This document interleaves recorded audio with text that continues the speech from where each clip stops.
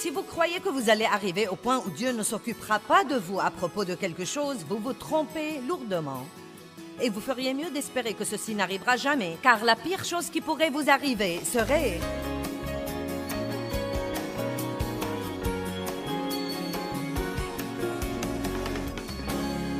Je vais vous enseigner ce soir les 7 caractéristiques d'un cœur parfait. Je réfléchissais, il n'y a pas trop longtemps, à 2 Chroniques chapitre 16, 9 qui dit « Les yeux du Seigneur parcourent toute la terre, afin qu'il se montre fort en faveur de ceux. » Puis il dit « dont le cœur est parfait envers lui. » Je suis vraiment contente que le verset ne dise pas « Les yeux du Seigneur parcourent toute la terre, afin qu'il se montre fort en faveur de ceux qui se comportent parfaitement. » J'ai passé assez d'années de ma vie à essayer de bien me comporter, en me disant peut-être que mieux je suis, plus Dieu fera pour moi, ou peut-être mieux je suis, plus j'aurai des exaucements. Et c'était vraiment une bonne nouvelle pour moi, et j'espère bien une bonne nouvelle pour vous aussi, comme quoi Dieu cherche quelqu'un par qui il pourrait travailler, quelqu'un qu'il pourrait bénir, quelqu'un par qui il montrerait sa force et sa puissance. Et il ne cherche pas quelqu'un qui ait un comportement parfait, parce qu'il n'existe vraiment aucun de cela. Il cherche quelqu'un qui ait un cœur irréprochable, juste et parfait. En fait, il se trouve que je sais, de la Bible et de l'expérience, que Dieu préférerait quelqu'un qui fasse quelques erreurs, mais qui ait un cœur vraiment juste, plutôt que quelqu'un qui fasse tout comme il faut, non mais qui soit super religieux, qui ait toutes les qualités, qui suive toutes les règles, tous les règlements, mais avec l'attitude puante et nulle d'un cœur mauvais. Dieu ne se soucie pas de la perfection de notre comportement, aussi que nous le croyons. J'aime toujours dire aux gens, vous ne surprenez pas Dieu, il savait ce qu'il aurait quand il vous a appelé. Je ne surprends pas Dieu. Il savait ce qu'il aurait quand il m'a appelé. Il n'a pas dit « Joyce, tu n'es pas à la hauteur, prends la porte ». En fait, je fais des choses qui me surprennent et je dois toujours me rappeler qu'elles ne surprennent pas Dieu. Il en était au courant avant qu'il ne m'ait permis d'avoir une relation avec lui par Jésus-Christ. Mais beaucoup de fois, nous entendons les gens dire et nous disons « Eh bien, mon cœur est juste, mon cœur est juste, mon cœur est juste ». Et s'il y a un cœur parfait qu'on puisse avoir, je vais en avoir un. Et je suis sûre que c'est ce que vous voulez aussi. Donc j'ai commencé à penser à certaines des caractéristiques d'un cœur parfait et à dire vrai. Dieu m'a donné ce petit message. Il n'a pas pris très longtemps et je vais vous inviter ce soir à examiner votre cœur. Je vais vous inviter ce soir, avec chacun de ces points, à vous demander où vous en êtes dans chaque domaine. Est-ce un domaine où vous devez commencer à prier et où vous devez demander à Dieu de vous aider à grandir? Car nous devons vraiment veiller à ce que nos cœurs soient justes envers Dieu. Et croyez-moi, plus nos cœurs sont justes, plus notre comportement sera juste. Mais vous devez perfectionner votre comportement et avoir une attitude de cœur puante. Mais si vous avez vraiment un bon cœur envers Dieu, un cœur vraiment juste, non mais vous aimez vraiment Dieu, vous voulez être ce que Dieu veut que vous soyez, vous voulez servir Dieu, vous voulez aider les autres, ceci est d'un grand prix devant Dieu. N'aimez-vous pas côtoyer des gens qui ont vraiment un bon cœur? Combien d'entre vous aiment ça? Et je ne parle pas de leur cœur physique qui bat fortement. Beaucoup de fois, quand nous parlons du cœur, nous pouvons remplacer ce mot par le mot attitude. Bien des fois, ce qui est dans notre cœur transparaît dans notre attitude. Donc la première chose dont je voudrais vous parler, c'est qu'une personne dont le cœur est parfait grandit toujours spirituellement. Est-ce que vous grandissez? Êtes-vous différent cette année de ce que vous étiez l'année passée? Est-ce que vous vous comportez mieux bien que vous ne soyez pas parfait? Est-ce que vous vous comportez mieux maintenant qu'il y a 5 ans ou 10 ans passés? Ou êtes-vous toujours dans la situation où je me suis retrouvée il y a très longtemps quand j'allais à l'église de façon régulière et que je croyais que Jésus est mort pour moi? Je peux en fait vous dire que Si j'étais morte à l'époque, je serais allée au ciel. Je savais que j'étais sauvée par la grâce et non par les œuvres. Mais je peux vous dire que je ne grandissais pas. J'allais à l'église et je rentrais chez moi et rien ne changeait. J'allais à l'église et je rentrais chez moi et rien ne changeait. J'allais à l'église et je rentrais et rien ne changeait. Notre relation avec Dieu n'est pas un événement de dimanche matin. Ce n'est pas 45 minutes ou 1 heure ou 1 heure et demie que nous passons dans un édifice à subir une certaine forme ou méthode ou rituel. Mais c'est permettre à Dieu d'entrer dans tous les recoins de nos vies. C'est grandir. Et croyez-moi, si vous allez à l'église de façon régulière et que vous ne grandissez pas, soit il y a quelque chose qui cloche dans votre église, soit il y a quelque chose qui ne va pas chez vous. Et si j'étais vous, je découvrirais lequel des deux ne va pas. Et si c'est vous, vous devez vous repentir et dire à Dieu qu'il est temps que vous vous preniez en main et que vous fonciez.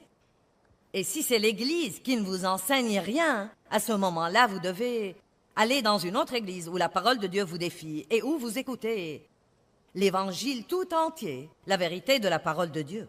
Il ne suffit pas que vous vous sentiez bien chaque fois que vous allez à l'église. Parfois, vous devez être affronté. Parfois, vous devez recevoir une fessée spirituelle. Parfois, vous devez être corrigé. En plein milieu de tout cela, nous avons aussi bien d'être encouragés, d'aimer et d'être aimés. Nous avons besoin d'être édifiés.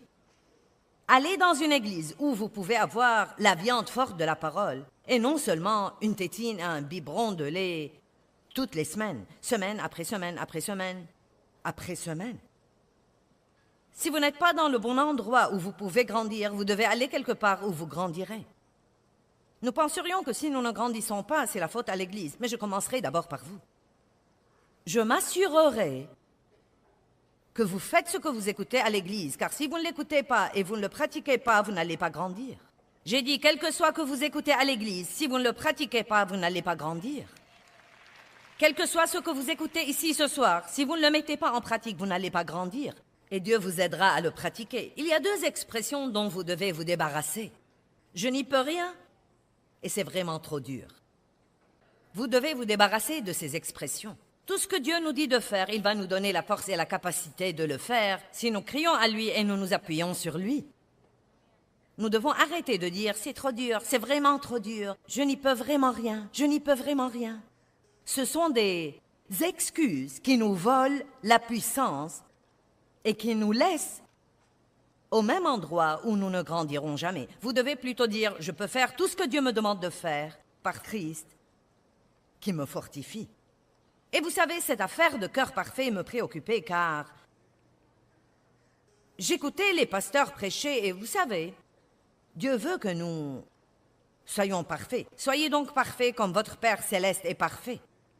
Nous allons mettre ça sur l'écran et je veux que vous voyiez ce que dit la Bible amplifiée. Vous donc devez être parfaits. Maintenant, ce que je vais dire va m'attirer des ennuis. Mais j'aime ça.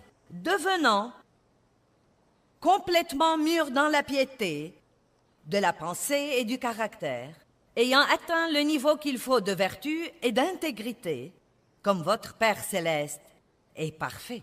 Donc nous avons ici Dieu qui est parfait. Il est notre modèle. Et nous devons nous porter vers cette marque. L'apôtre Paul dit qu'il se porte vers la marque de perfection. Si vous ne voulez pas une amélioration dans votre comportement, c'est qu'il y a quelque chose qui va de travers dans votre cœur. Et vous voulez une amélioration, sinon vous ne seriez pas ici ce soir. La plupart d'entre vous, si vous êtes restés à l'écoute après les 2 premières minutes de cette émission, vous êtes intéressés de changer quelque chose dans votre vie. Soit vous êtes intéressés de grandir en quelque chose, soit vous attendez de voir si je suis folle ou dingue. Mais vous savez, si vous tenez bon assez longtemps, peut-être que Dieu pourra mettre quelque chose dans votre cœur qui pourra faire une différence énorme pour vous. Je veux être parfaite dans mon comportement, mais je sais que je n'y arriverai que par degré de gloire. J'étudie. Dieu s'occupe de moi. Je me repens. Je prie. J'étudie un peu plus. Je fais confiance à Dieu. Et peu de temps après, je vois des changements. Et cela continue depuis 35 ans. Et je ne m'attends pas vraiment à ce qu'il s'arrête. Si vous croyez que vous allez arriver au point où Dieu ne s'occupera pas de vous à propos de quelque chose, vous vous trompez lourdement Et vous feriez mieux d'espérer que ceci n'arrivera jamais, car la pire chose qui pourrait vous arriver serait que Dieu vous laisse tranquille et vous permet de rester comme vous êtes. Amen.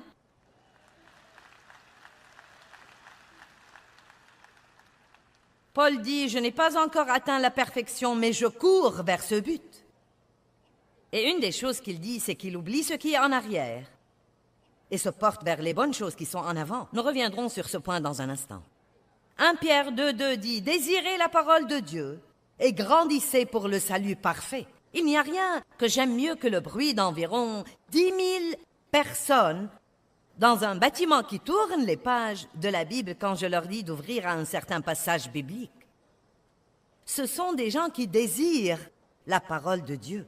Il n'y a rien de plus beau et de plus édifiant le plus tôt possible que d'aller prendre votre Bible et de laisser la parole de Dieu commencer à vous enseigner. Dans Éphésiens 4, 10 à 12, la Bible dit que Dieu nous a donné des dons de ministère. Apôtres, prophètes, pasteurs, évangélistes, enseignants, des dons de ministère pour que nous puissions grandir et que nous puissions mûrir et que nous puissions aller faire le travail du ministère. Dieu vous a donné des pasteurs pour vous enseigner, pour vous aider à changer. Il vous a donné des enseignants pour vous enseigner et vous aider à changer. Est-ce que vous grandissez? Ou est-ce que vous tournez autour de la même montagne depuis les 25 dernières années et vous êtes trop têtu pour faire les choses à la façon de Dieu? Êtes-vous prêt à aller au-delà de ça? Quelqu'un dont le cœur est parfait est quelqu'un qui veut vraiment grandir. Il veut changer. Il demande à Dieu de le changer. Il demande à Dieu de sonder son cœur et de lui montrer les aspects qui devraient changer dans sa vie. Quelqu'un dont le cœur est parfait ne trouve pas quelque chose qui ne va pas chez tous les autres alors qu'il croit qu'il est parfait. Je me rappelle l'époque où j'allais à l'église et je rentrais à la maison, j'allais à l'église et je rentrais à la maison. Rien ne changeait. Et quand Dieu a touché ma vie et que j'ai commencé à étudier la parole, j'ai voulu l'appliquer sur Dave. Plus je lisais, plus j'étais sûre que Dave avait des problèmes.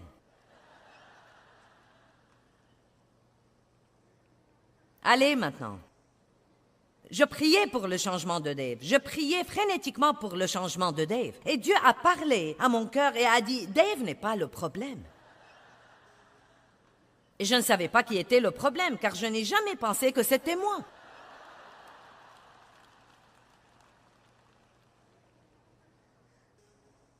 Donc, avant de commencer à essayer de changer quelqu'un d'autre, allez maintenant, j'ai dit, avant de commencer à essayer de changer quelqu'un d'autre, vous feriez mieux de grandir et de demander à Dieu de vous changer.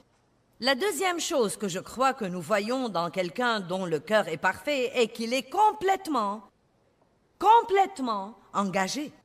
Aucune tiédeur, aucune attitude paresseuse, ennuyeuse, indolente. Dieu n'est pas content de quelqu'un qui est à mi-chemin de là où il veut qu'il soit.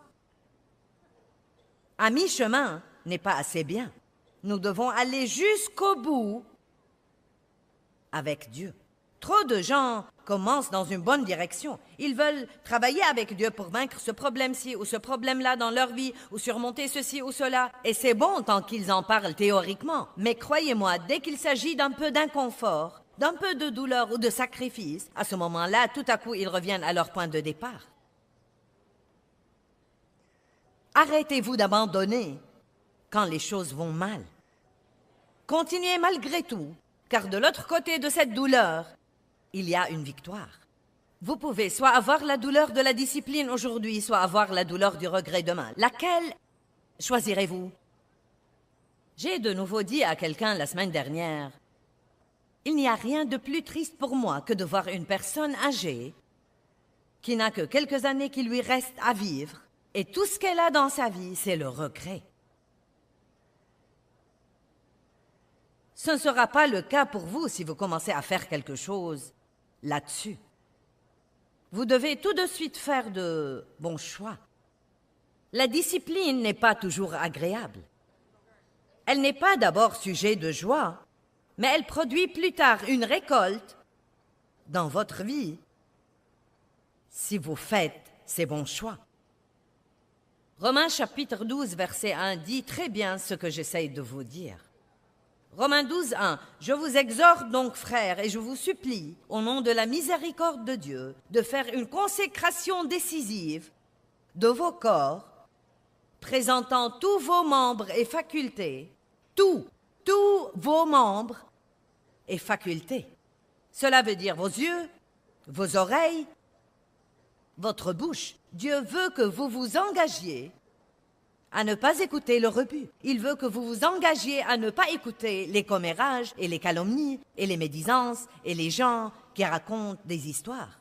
Il veut que vous vous engagiez à ne pas écouter à la table de déjeuner quelqu'un qui raconte une plaisanterie cochonne et à ne pas rire de peur que vous ne soyez considéré par les autres comme une personne exclue du groupe.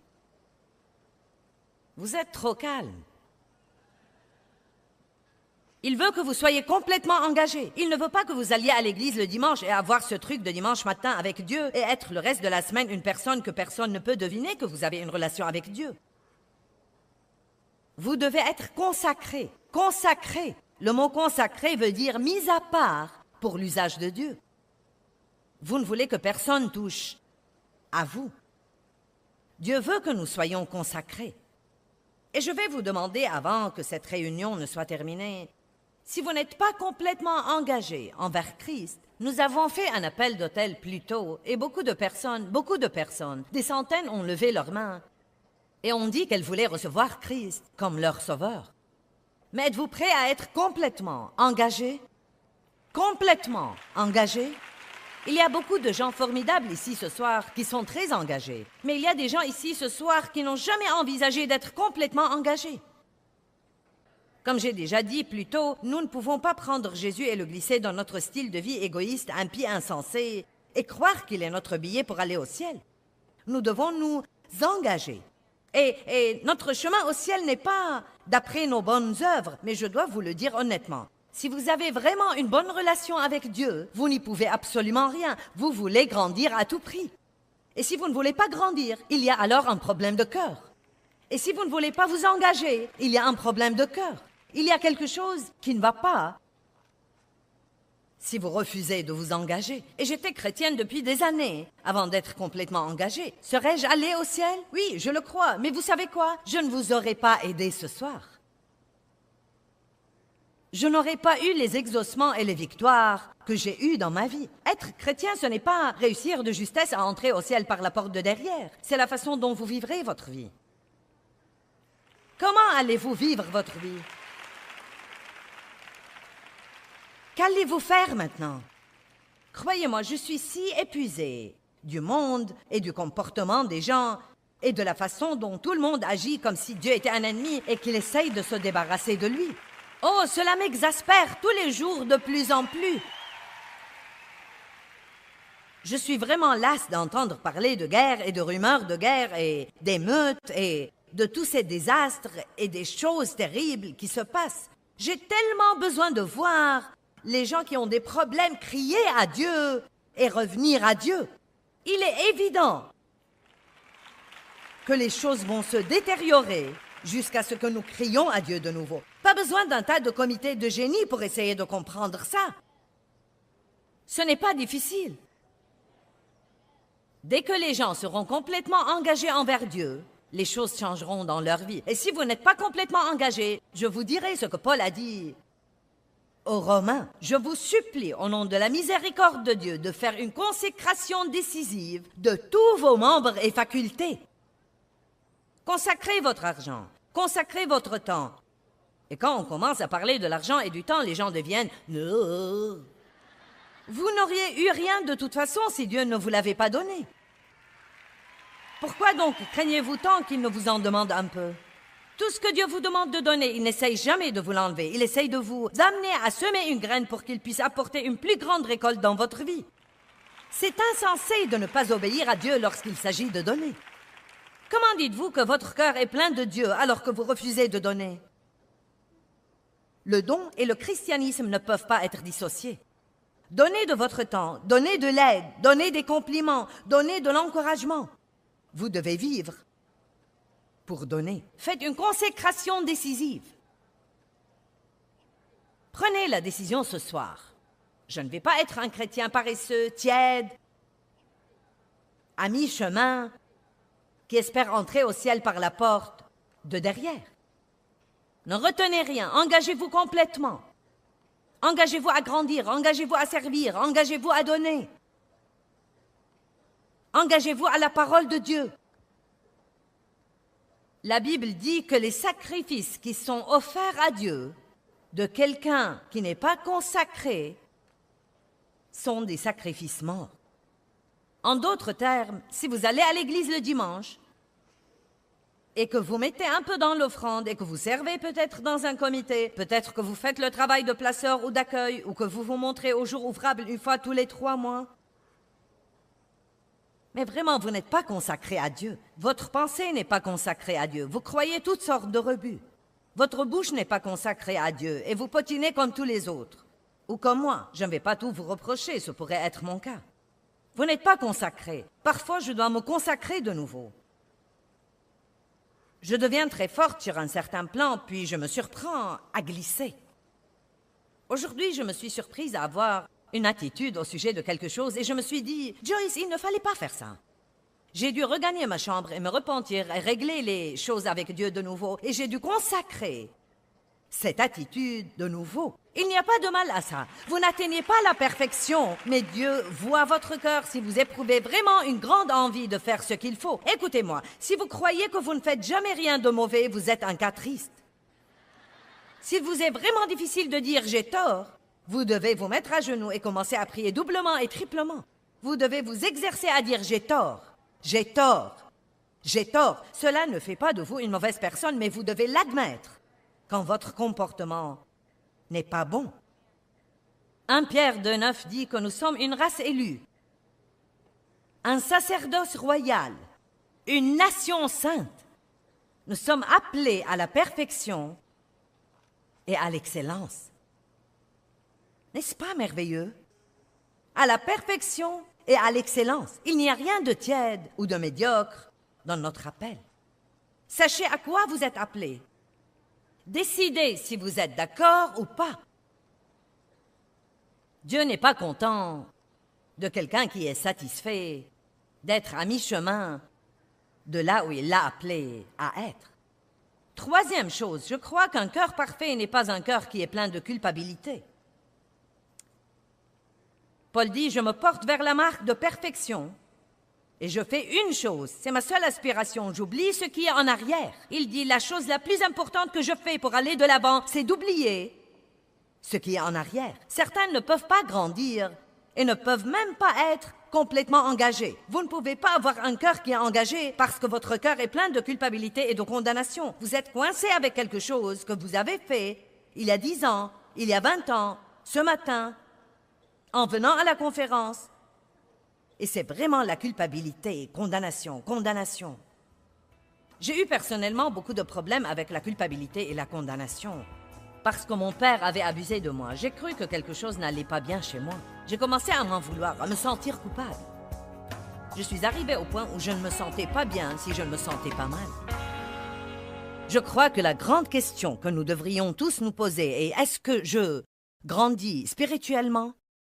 Est-ce que je fais des progrès dans ma croissance, dans ma maturité spirituelle? Je dois dire que j'allais à l'église depuis de nombreuses années et que je ne grandissais vraiment pas. J'allais à l'église.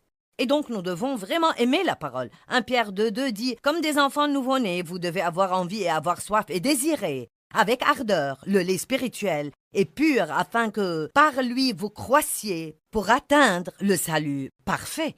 Et cela veut essentiellement dire travailler avec le Saint-Esprit pour permettre à ce que Dieu a fait en vous comme don gratuit commence à transparaître par vous afin que le monde puisse le voir.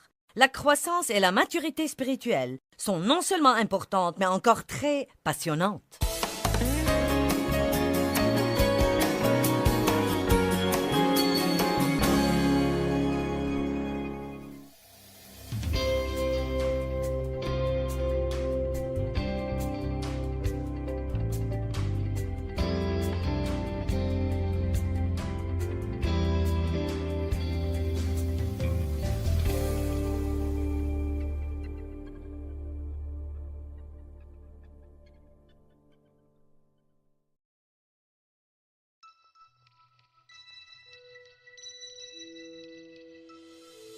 Si nous ne pardonnons pas aux autres, nous n'aurons pas le droit d'aller à Dieu et de lui demander de nous pardonner. Et nous devons lui demander de nous pardonner nos péchés.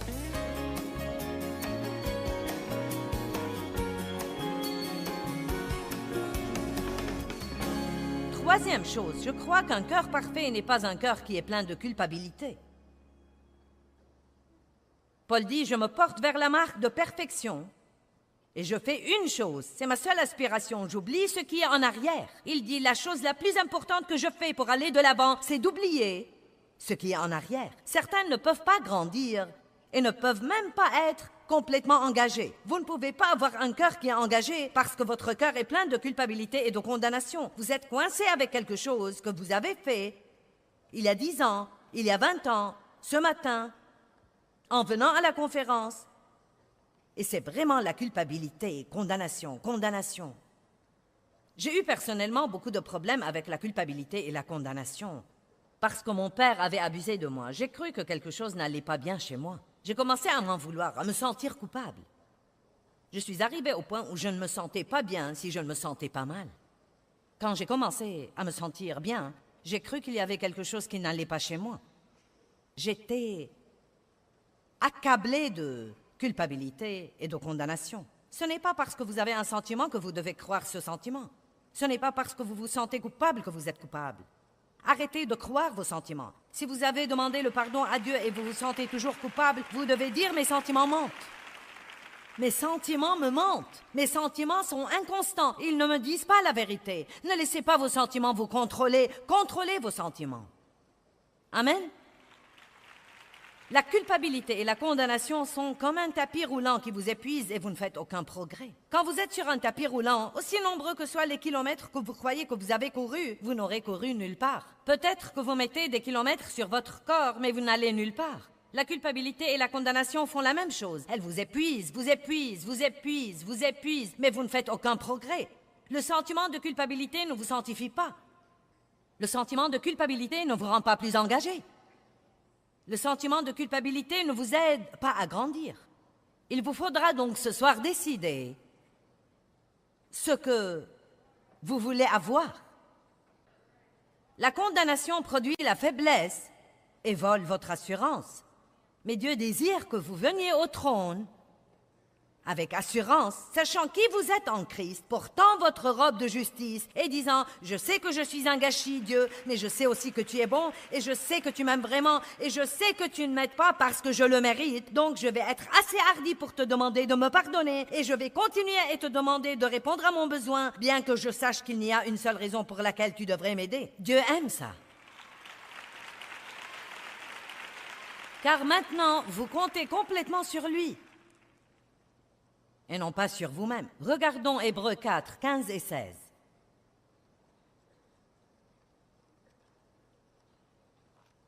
Car nous n'avons pas un grand prêtre qui ne puisse comprendre et sympathiser et compatir à nos faiblesses et infirmités et à notre vulnérabilité aux assauts de la tentation. Mais nous avons un grand prêtre qui a été tenté en toutes choses, comme nous, à part le péché. Vous vous rendez compte de la beauté de ça? Jésus vous comprend. Il comprend chaque sentiment excentrique, chaque tentation, chaque lutte. Il est passé par tout ça. Il n'y a aucune tentation que vous avez eue qu'il n'a pas eue. Il a résisté. Et en lui, nous pouvons aussi résister. C'est pourquoi vous devez arrêter de dire « c'est trop dur ». Ne le dites jamais de nouveau. Je n'y peux rien. C'est vraiment trop dur. Une des erreurs que nous faisons aujourd'hui, c'est que notre péché est devenu notre esclavage. Je suis vraiment en esclavage à ça. Je suis vraiment en esclavage à ça.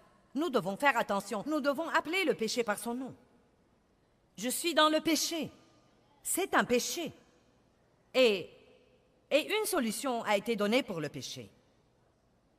Jésus-Christ pardonne mon péché. Et quand il pardonne mon péché, il me met en liberté. Mais nous devons arrêter de nous comporter comme si nos péchés étaient de petits problèmes que nous ne savons pas résoudre et que nous allons porter et combattre toute notre vie. Est-ce que quelqu'un comprend ce que je dis? Eh bien, tu sais, j'ai mauvais caractère, je suis vraiment C'est vraiment un esclavage dans ma vie. J'ai vraiment mauvais caractère, tu sais. Ma mère avait mauvais caractère et mon père était pareil. Et j'aurais aimé ne pas l'avoir, mais j'ai mauvais caractère. Vous savez quoi? Dieu vous dit de ne pas rester fâché. Et donc, vous n'avez pas vraiment mauvais caractère. Vous devez prier et étudier et étudier et étudier et étudier et confesser la parole jusqu'à voir un changement dans votre vie. Et quand vous vous engagez complètement à refuser de vivre comme une personne fâchée, devinez quoi? Dieu vous libérera. Mais que faisons-nous? Nous boitons avec nos esclavages et nous leur trouvons des excuses. Si vous vous déterminez à vivre comme Dieu veut que vous viviez, il assumera avec vous. Le Saint-Esprit assumera avec vous. Les anges seront envoyés pour vous aider. Dites, Dieu, j'ai un cœur parfait et je vais aller de l'avant vers la perfection. Dieu, je ne vais pas tolérer la tiédeur. Je ne vais pas supporter la médiocrité. Je vais être complètement engagé. Je vais grandir. Dieu, je veux que tu sois fier de moi. Qui veut que Dieu soit fier de lui? C'est un de mes désirs les plus grands. Je veux qu'il me regarde et qu'il dise « Voilà ma fille, je suis fier d'elle. » Et je crois que c'est ce que vous voulez vous aussi. Dieu veut la hardiesse et le courage. Regardons Hébreux 4, 16.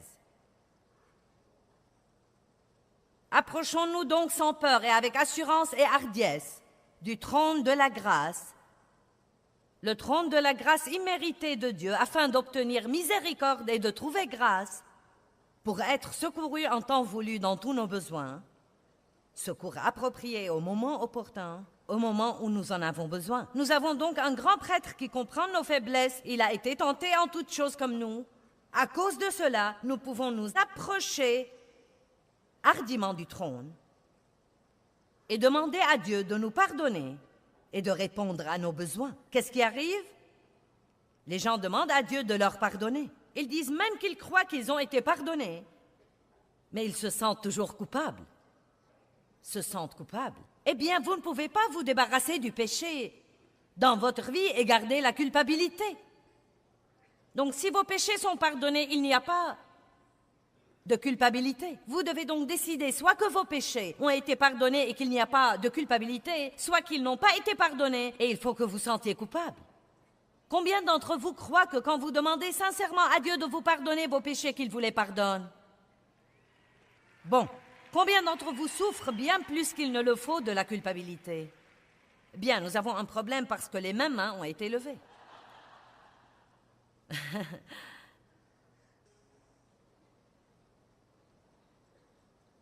Vous croyez que Dieu vous pardonne vos péchés quand vous le lui demandez, mais vous vous sentez toujours coupable. C'est votre façon d'essayer de payer le mal que vous avez fait.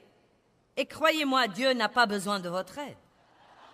Si vous pouviez payer vos péchés, il n'aurait pas envoyé son Fils pour souffrir comme il a souffert et mourir la mort terrible qu'il est mort. Notre justice ne peut pas compenser notre péché.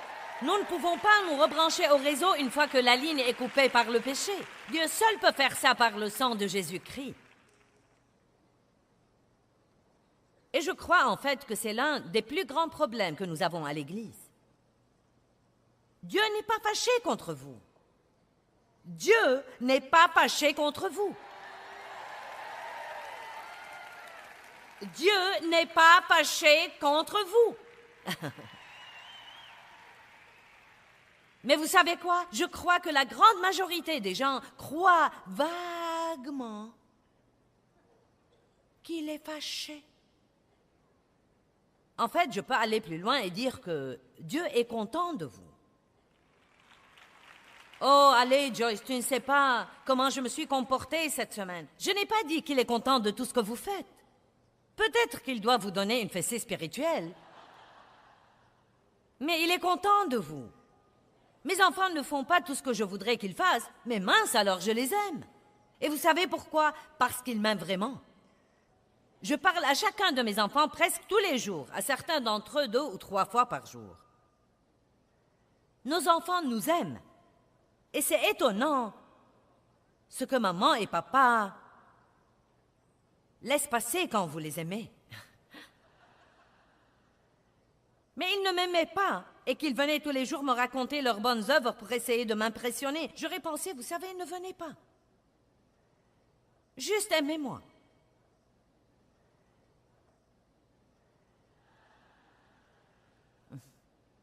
Nous sommes soit pardonnés et non coupables, soit non pardonnés et coupables, mais nous ne pouvons pas être pardonnés et coupables. Décidez-vous ce soir, ici. Je crois que tant de gens ont besoin d'écouter ça, et pas seulement vous, mais encore beaucoup de gens qui nous regardent à la télé. Si vos péchés sont pardonnés, la culpabilité que vous ressentez est un mensonge de Satan. C'est juste un sentiment, et vous devez arrêter de laisser vos sentiments diriger votre vie. J'avais personnellement... Non, mais j'ai dû crier pour le surmonter. Je suis arrivée au point où quand je demandais à Dieu de me pardonner et que je me sentais coupable, je disais « Je ne suis pas coupable ». J'ai demandé à Dieu de me pardonner et je ne suis pas coupable. Ce sentiment est un mensonge. Est-ce que tu m'entends, diable? Je ne suis pas coupable et tu ne vas pas me condamner.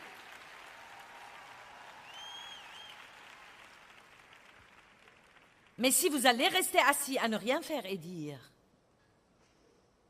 Oh, c'est vraiment trop dur, mon Dieu, c'est vraiment dur. Dieu, je ne sais pas combien de temps je peux supporter ça, tout est si dur, c'est dur. » Non, vous devez avoir un peu de courage et vous devez vous lever et dire « Le Tout-Puissant vit en moi, je ne vais plus supporter ces absurdités désormais. Dieu même, il a envoyé son Fils unique pour mourir pour moi. Il me comprend, je suis pardonné. »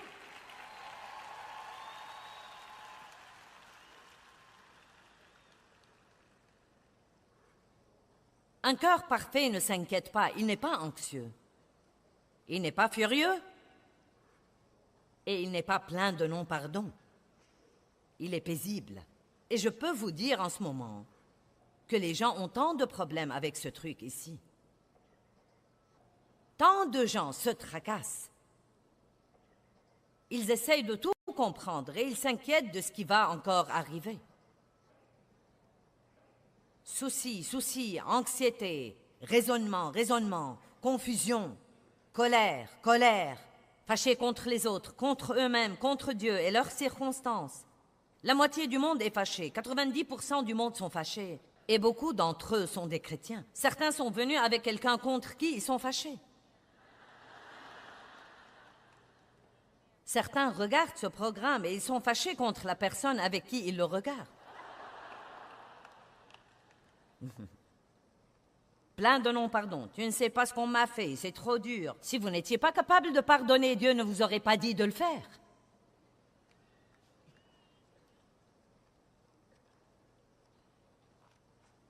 Je suis contente pour cet applaudissement de Mickey Mouse. Mon Dieu!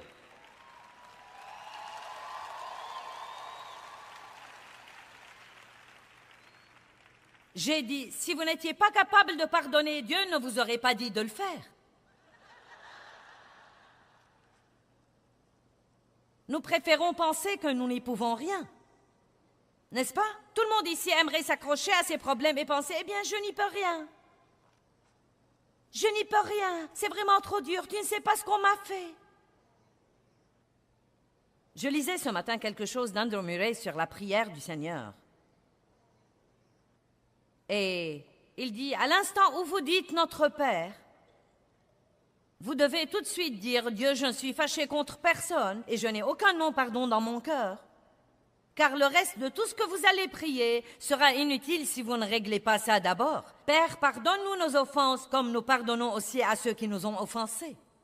Si nous ne pardonnons pas aux autres, nous n'aurons pas le droit d'aller à Dieu et de lui demander de nous pardonner, et nous devons lui demander de nous pardonner nos péchés, sinon nous ne pourrons pas aller à lui.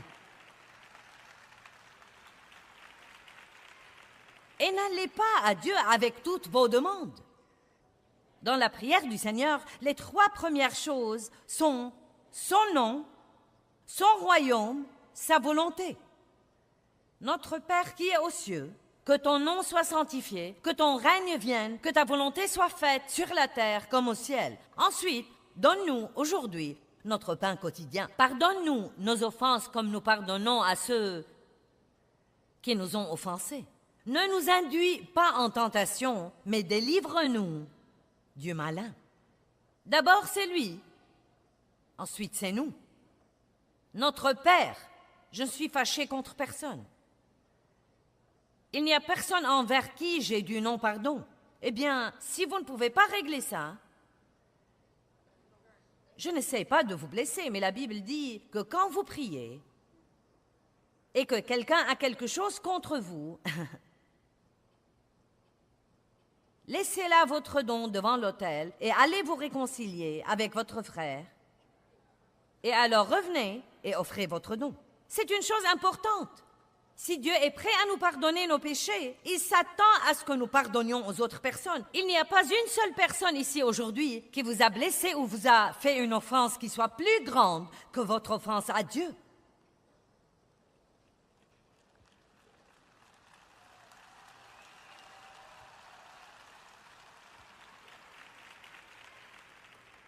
« 1 Pierre chapitre 3, verset 4. Mais que ce soit la parure intérieure et la beauté de la disposition cachée du cœur, le verset d'avant parle de la façon dont nous enjolivons notre homme extérieur, et cela peut être bon, vous savez. Je passe environ 1 heure à me préparer le matin, et si je dois me laver les cheveux, ça me prend 1 heure. Je devrais donc passer au moins plus que ça à préparer mon homme intérieur, n'est-ce pas? Allez, les dames, si vous passiez à préparer votre cœur la moitié du temps que vous passez à préparer votre corps, à mettre ces boucles d'oreilles parfaites et à mettre cette tenue parfaite. 1 Pierre 3, 4, regardons ce qui est vraiment important pour Dieu. Que ce soit la parure intérieure et la beauté de la disposition cachée du cœur, avec le charme incorruptible et impérissable d'un esprit doux et paisible qui n'est ni inquiet ni troublé, mais qui est d'un grand prix devant Dieu.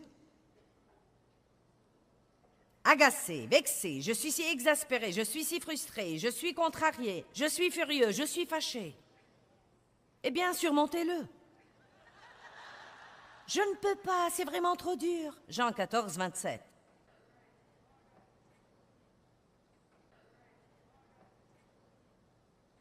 Je vous laisse la paix.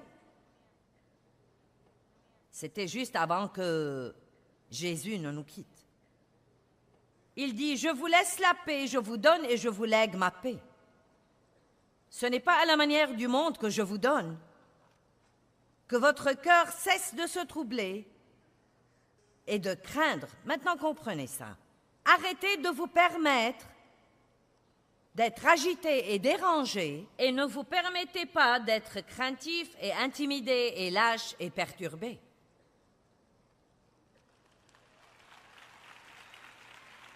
Bien, maintenant, laissez-moi vous raconter une histoire. C'est arrivé à ma fille cette semaine. Je suis passée voir ma fille. J'avais un petit moment entre 2 rendez-vous et je suis passée voir ma fille et mes petites filles jumelles. Et ma fille était au téléphone et on voyait bien qu'elle n'était pas très contente de ce qui se passait au téléphone. Et donc, elle m'a fait savoir qu'elle devait terminer cet appel. Elle a dit, je dois terminer cette discussion. Et ensuite, quand elle a mis l'appel en attente, elle m'a dit à qui elle parlait. C'était une société de téléphone. Et elle a dit, tu sais, chaque fois que j'appelle là, ils me font courir, c'est tout un circuit, et je n'obtiens jamais de réponse, je ne fais faire jamais rien. Tu sais, cela m'exaspère, et j'en ai vraiment assez. Et donc, quand elle a terminé l'appel, elle a dit, eh bien, ça suffit. Ce qu'ils m'ont dit de faire n'a pas marché, donc tout ce temps a été gaspillé. Et elle a dit, il n'y a rien que je déteste plus que les gens qui me font perdre mon temps. Je me sens frustrée avec les gens qui me font perdre mon temps.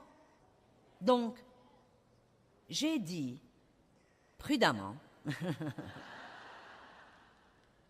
j'ai dit, je sais ce que ça te fait, mais je sais de mon expérience que tu vas continuer à avoir affaire à ces gens-là jusqu'à ce qu'ils ne te dérangent plus.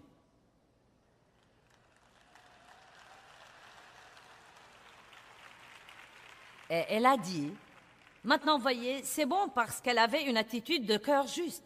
Elle aurait pu me répliquer et me dire, eh bien, et c'est ce que nous faisons si souvent quand Dieu essaye de s'occuper de nous au sujet de quelque chose, au lieu de le recevoir simplement avec toute la douleur que cela peut apporter. Tu as raison, j'ai tort. Au lieu de faire ça, nous sommes... Ensuite, nous explosons et nous n'y pensons plus, mais nous gardons le problème. Mais il y a une bonne chose chez Dieu, vous ne ratez jamais à son école. Quel que soit le nombre de fois que vous devez passer le test, vous le passerez jusqu'à ce que vous le réussissiez.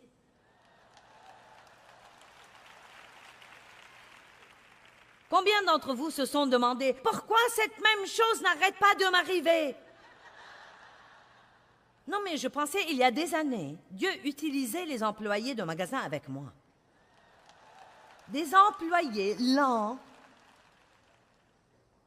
qui ne savaient pas ce qu'ils faisaient, ne savaient pas faire fonctionner la caisse, n'avaient pas les prix, n'avaient plus de papier dans la caisse enregistreuse, ne savaient pas le mettre, et j'étais pressée. Et ça m'exaspérait et me vexait. Et je portais la broche en strass de Jésus. Mais vous savez quoi? Il n'y a rien dans mon attitude qui ressemblait à Jésus nulle part.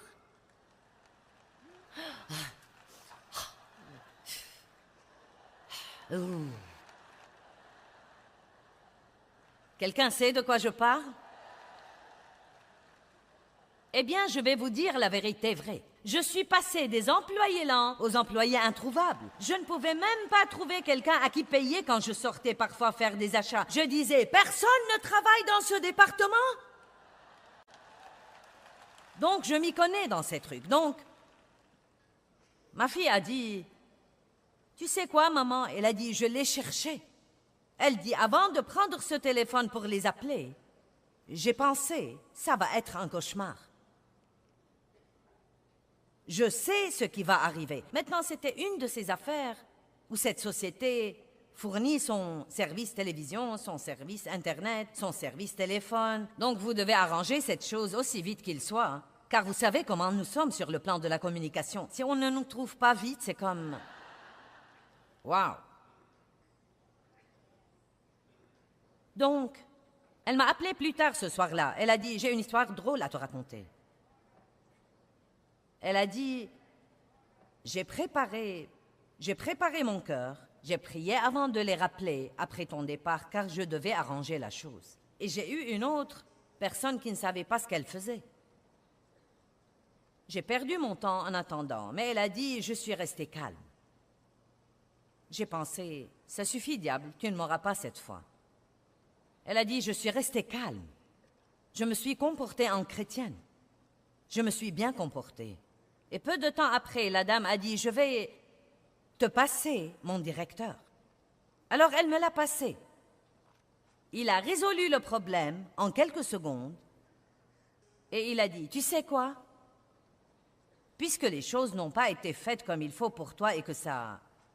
Tu sais, tu as dû prendre ton temps pour faire ça. Il a dit, je veux faire quelque chose pour toi. Ça te plairait d'avoir une alimentation Internet double pour une année? Ça te plairait d'avoir un TV HD gratuit pour une année? Et il a fini par lui donner 3 ou 4 choses. Et elle a dit, c'était de Dieu!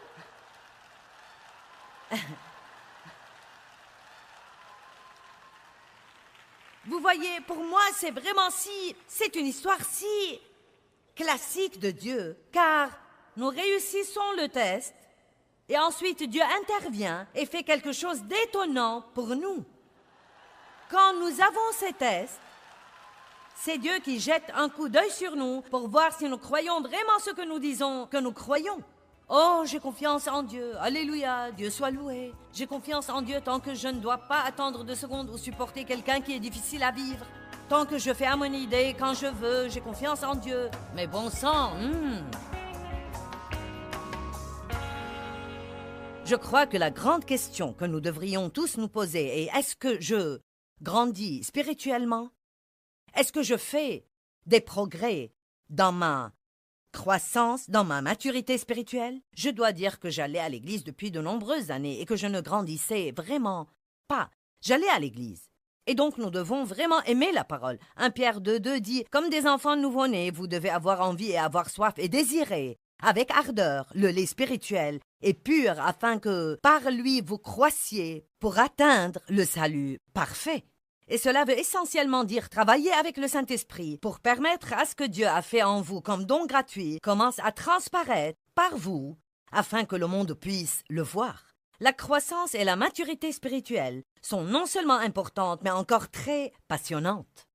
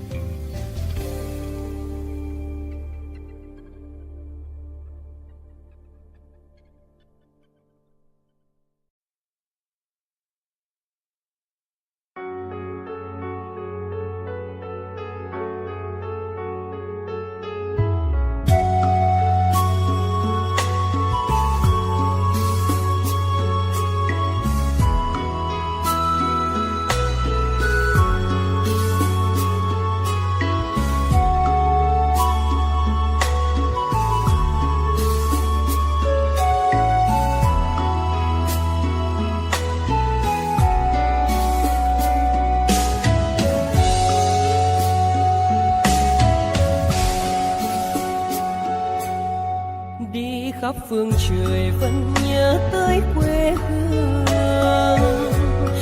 Người về đây thăm làng Trù quê mẹ và làng Sen quê cha, xúc động bồi hồi người rơi giọt lệ thương mái nhà cháy.